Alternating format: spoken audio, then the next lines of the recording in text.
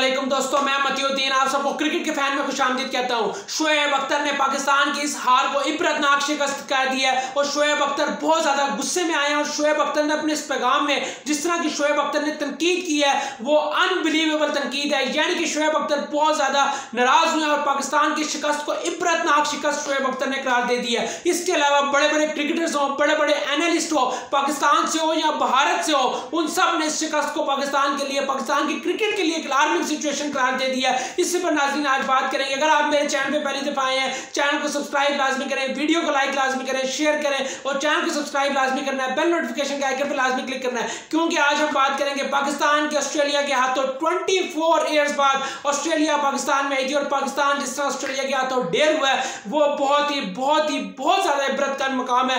क्या करने गए थे पाकिस्तानी प्लेयर्स ऑस्ट्रेलिया के साथ खेलने?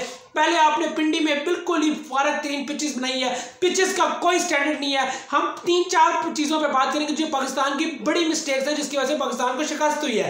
अगर बात करें तो पिचेस का पाकिस्तान के पास किसी तरह का कोई जवाब नहीं है। पाकिस्तान बिल्कुल रेडी नहीं था इस पिच के लिए। ऑस्ट्रेलिया को बुला लिया, हिस्टोरिक सीरीज, अब ले लो हिस्टोरिक सीरीज। जिस तरह आपको इबरतनाक शिकस्त हुई है, ऑस्ट्रेलिया आपको आपके घर में आके हरा के गया, बुरी तरह हरा के गया। सिर्फ ये नहीं आपको हरा के गया बल्कि पूरी तरह हरा के गया। कहीं पूरी टेस्ट सीरीज में कहीं पर आप नजर नहीं आए कि आप जीत सकते हो, बल्कि आपने सिर्फ और सिर्फ एक ही अप्रोच रखी, डिफेंसिव अप्रोच, टुक टुक टुक टुक टुक ये लगा के रखा है। जो आ रहा है इमामुल हक टुक टुक टुक, अजहर अली टुक टुक टुक, फवाद आलम टुक टुक टुक, बाबर आजम टुक टुक टुक। जब आप इस माइंडसेट से खेलोगे तो आप क्या खाक जीतोगे? तो यही पाकिस्तान की गलती थी। पाकिस्तान ने कहीं ये नहीं सोचा कि हम जीतने की तरफ जाए, हम अटैकिंग अप्रोच की तरफ जाए। गाबा में क्या इंडिया नहीं जीता था? गाबा में इंडिया की क्या अप्रोच थी? उस टाइम उधर उनके पास विराट कोहली तो नहीं थे गाबा में, लेकिन उनकी अप्रोच थी। वाशिंगटन सुंदर अपना कोई पहला दूसरा मैच खेल रहे थे, मोहम्मद सिराज पहला दूसरा मैच खेल रहे थे, नवदीप सैनी पहला दूसरा मैच खेल रहे थे।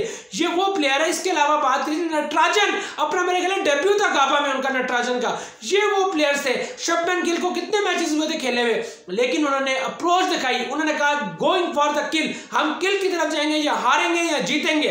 जब आप इस अप्रोच के साथ ग्राउंड में उतरते हो तो आप फिर 90% चांस है कि आप जीतते हो। और जब आपकी अप्रोच ये होगी कि आपने हारना है, आपने ड्रॉ करना है, तो फिर आप ड्रॉ नहीं कर सकते। आपने लाहौर कराची में तो ड्रॉ कर लिया, वो भी बाबर आजम की एक्सेप्शनल इनिंग्स थी जिसकी वजह से आपने ड्रॉ कर लिया, लेकिन वहां पर भी आप जीतने पर नहीं गए।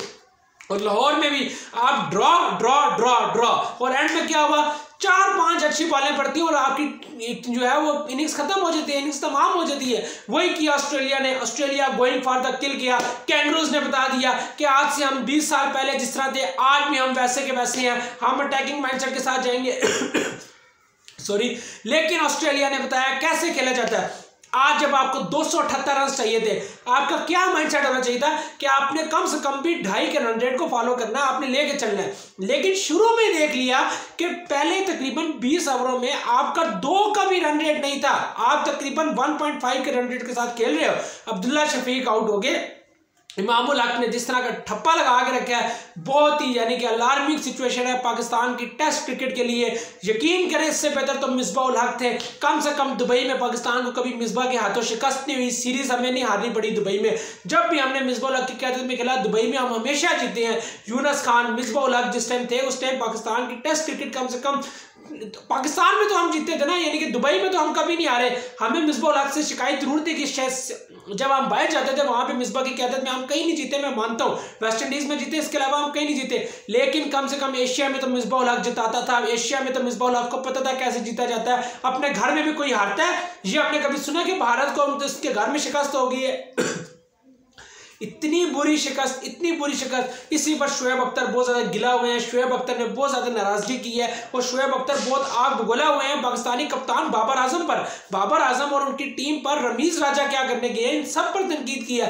उन्होंने ये कहा कि आपकी डिफेंसिव अप्रोच क्यों नहीं खत्म हो रही, आप जीत की तरफ क्यों नहीं कोशिश करते, आपने क्यों इस 278 रन को ये नहीं समझा कि हम जीत सकते हैं, हम टारगेट चेज कर सकते हैं।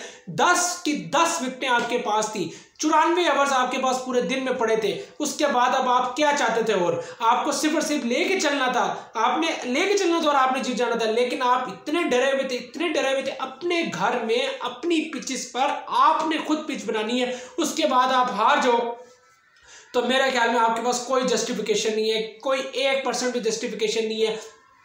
इबरतनाक शिकस्त हुई है पाकिस्तान को। इसी पर बात करें तो हसन अली पर अब बड़े सवालिया निशान हो गए कि हसन अली को आज ये टेस्ट मैच क्यों खिलाया गया और हसन अली क्या करने गए टेस्ट सीरीज में।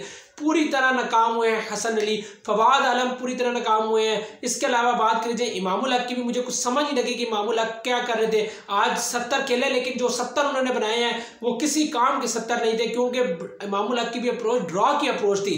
पाकिस्तान का माइंडसेट ही ड्रॉ का था। ये इसी बात पर ज्यादा गुस्सा चढ़ रहा है। हार जाते कोई गिला नहीं था, लेकिन जीत की तरफ जाके जीत की तरफ कोशिश करते और हार जाते तो गिला ना होता। लेकिन इनकी जो अप्रोच थी वो नेगेटिव अप्रोच थी, ड्रॉ की अप्रोच थी। और जब भी ड्रॉ की अप्रोच के साथ जाते हो आप कभी नहीं जीत पाते। और इसीलिए मोहम्मद हफीज ने क्या इस सीरीज से आपको कुछ नहीं मिला। अगर कुछ मिला है तो वो अब्दुल्ला शफीक मिले हैं। अब्दुल्ला शफीक भाई एक प्लेयर लगा जो टैलेंटेड प्लेयर है, लेकिन captaincy approach, mindset approach, defensive approach है। ड्रेसिंग रूम में जो सकलान मुश्ताक, मोहम्मद यूसुफ जो लंबी लंबी तनख्वाहें ले रहे हैं, इनका क्या काम है। अगर आप गोइंग फॉर द किल की तरफ नहीं जाओगे, अगर आप अटैकिंग क्रिकेट नहीं खेलोगे तो आपका कोई फायदा नहीं है। आप कितनी इतनी तनख्वाहें लेने का कोई फायदा नहीं है। बाबर आजम की कप्तानी, Babar Azam one of the great player हैं इस टाइम दुनिया के क्रिकेट में। ग्रेटेस्ट प्लेयर्स की भी अगर बात की जाए, बड़े बड़े प्लेयर, तो उसमें बाबर आजम का शुमार होता है। As a player Babar Azam पर कोई डाउट नहीं है, लेकिन as a captain Babar Azam पर सवालिया निशान है। उनकी जो अप्रोच है उस पर बहुत ज़्यादा सवालिया निशान है कि किस तरह की बाबर आजम अप्रोच के साथ जा रहे हैं। रिजवान जैसा प्लेयर आपके पास मौजूद है जो अटैकिंग प्लेयर है, अटैकिंग कैप्टन है, जिसको पता है जीतने कैसे जाता है। मुल्तान सुल्तान को जिस तरह उन्होंने लीड किया फ्रंट से, नजर आया कि उनके पास एक अप्रोच है और उनके पास एक ब्रेन है जिससे वो कैप्टनसी उनके पास है। तो मेरे हिसाब से जल्दी फैसला नहीं है, बाबर आजम को बिठाया जाए, रमीज राजा खुद बिठाएं। रमीज राजा तो खुद अटैकिंग अप्रोच की बात करते आए हैं अपने रमीज स्पीच पर, तो ये किस तरह की गलतियां हुई हैं। तो रमीज राजा को चाहिए बाबर आजम को बिठाएं, बाबर आजम के साथ बात करें और बाबर आजम से कहें कि रिजाइन करें और मोहम्मद रिजवान को पाकिस्तान का नया कैप्टन बनाएं। और जब तक रिजवान पाकिस्तान के कैप्टन नहीं बनेंगे, क्रिकेट के फैन पर मैं आवाज बुलंद करता रहूंगा, क्योंकि बाबर आजम की इस अप्रोच ने पाकिस्तान को बहुत नुकसान दे दिया है। शोएब अख्तर इसी वजह से बहुत ज्यादा गुस्से में आए हैं, आग बगोला हुए हैं इसी बात पर कि आपकी अप्रोच क्या है। आपकी इस अप्रोच के साथ आप सॉरी टू से आप पाकिस्तान आप नहीं जीत सकते। इसी वजह से शोएब अख्तर भी गुस्से में आए हैं और बड़ी तनकीद की है। इसके साथ नाज़रीन अभी मैं आपसे इजाजत चाहूंगा। पाकिस्तान की इस अप्रोच पर मुझे बड़ी तनकीद गुस्सा आया है, लेकिन ओवरऑल बात करें ऑस्ट्रेलियन क्रिकेट के लिए बड़ी जबरदस्त साइंस है कि ऑस्ट्रेलिया ने जीतकर वर्ल्ड टेस्ट चैंपियनशिप में अपना जो है वो बहुत ज़्यादा चांसेस जो है वो अपने रोशन कर लिए और ऑस्ट्रेलिया टॉप पोजीशन पर ही लगता रहेगा। अब पाकिस्तान और इंडिया की जंग होगी, अब देखते हैं कौन पाकिस्तान इंडिया की तरफ से ऊपर आता है। तो नाज़रीन अभी मैं आपसे इजाजत चाहूंगा। अगर आपको ये वीडियो अच्छी लगी है, वीडियो को लाइक लाजमी करिएगा, शेयर करिएगा, चैनल को सब्सक्राइब लाजमी करिएगा, बेल नोटिफिकेशन का आइकन पे लाजमी क्लिक करिएगा। तो अभी आप अपने होस्ट मतीउद्दीन को इजाजत दें। अल्लाह हाफिज़।